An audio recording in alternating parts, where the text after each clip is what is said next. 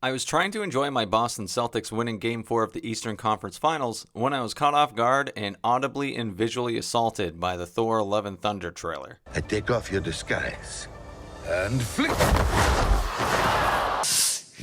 I'll get the good stuff out of the way because that's the fastest part. Christian Bale looks creepy, Natalie Portman looks like she's happy to be getting a paycheck again, and Chris Hemsworth looks like he's giving it his all because it's the only guaranteed moneymaker he has. Otherwise, the visual effects look pretty Marvel standard, meaning to say good to great, but story-wise, it's clear this is another Phase 4 situation. What do I mean by that? The bait and switch. This movie is going to be Thor in name only. Considering how the TV shows and movies have played out so far, this is Jane Foster's movie with Thor's name on it to sell tickets. I can tell my love for this franchise has not only gone downhill, it's almost fallen off a cliff.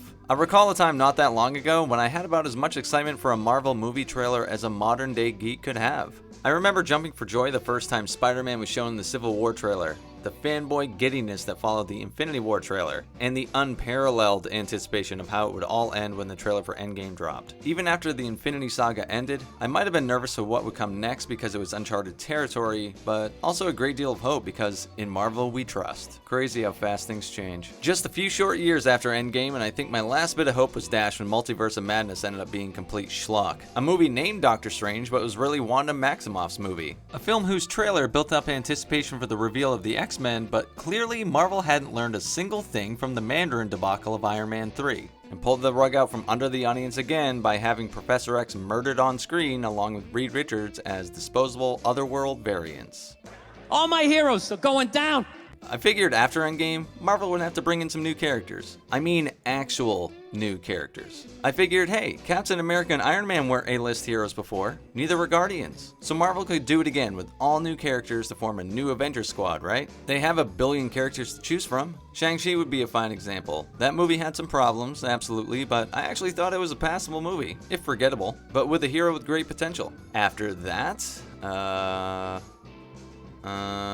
well, apparently, we're just getting boring B-list versions of the characters we love. Neat. I'm sure this will all go over as well as the 2016 Ghostbusters reboot did. I feel kind of stupid now thinking that Marvel would introduce new characters. And if I hear one more time that this has precedent from source material, I might have an aneurysm. I know it has comic precedent. I read comic books. I'm also aware that that era of comics sold horribly and was a massive failure and had to be revived by bringing in the real versions of those heroes. Just because something's sourced from previous material doesn't mean the material is good. Pick up a comic book. I have. I do. How does that make the movie good? The act of adapting something doesn't guarantee good quality. What if the thing you're adapting sucks? Doctor Strange 2 is a giant bait and switch, with it ending up being Wanda's story. Loki ended up being Lady Loki's story. Hawkeye ended up being Kate Bishop's story. Hulk is in She-Hulk, but at least they're open about that one. It's a bunch of bait and switch bullshit to try and get us to care about these hand-me-down versions of already established characters. You have a million other original characters. Use those.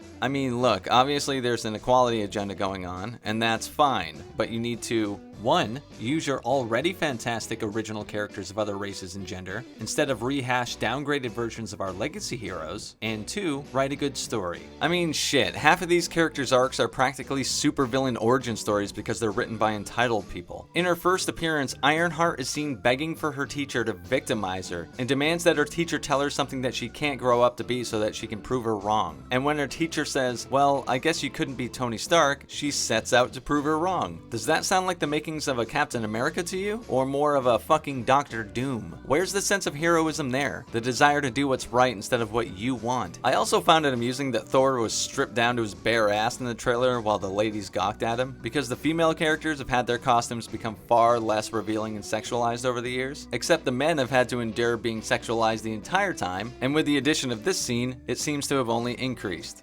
But you know, equality. I wish I could be excited for this like some folks are, but I'd just be lying to myself. I know it might come off like I'm mostly just shitting on things. I mean, cynic is in my name, I guess. But before Phase 4, I quite loved the MCU and really looked forward to what they were going to do after Endgame. Shang-Chi was a good start, and I've never done a proper review for Spider-Man No Way Home, but I feel like I sing its praises in every fucking video I make, so you gotta know how I feel about it by now. Hell, I might even feel better about the MCU if there wasn't such a burden placed on fans to watch the Disney Plus shows and just stuck to the movies. Then it would be basically a 40% success rate for Phase 4, and I could be okay with that. Because honestly, the shows have just been complete fucking...